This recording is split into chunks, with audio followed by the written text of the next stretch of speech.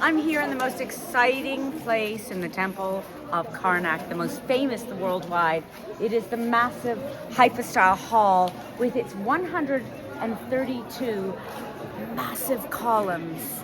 This represented the divine swamp, the papyrus reeds and lotus arising out of the waters of chaos. But look how they've restored the colors. Here, where there was no roof, towards the center, the buds of the flowers are open, but over here, the buds are closed. Hypostyle actually means under columns. It was also a practical reason for having these huge columns, which is to hold up the massive roof.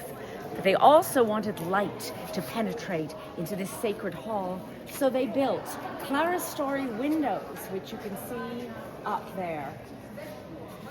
It's so beautiful. This restoration took place just in summer of 2021.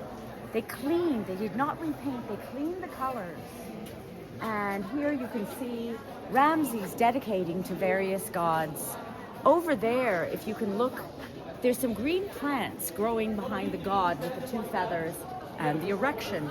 This is the god Min and his sacred vegetable, the romaine lettuce. Yes, remember, romaine lettuce, vegetable of fertility.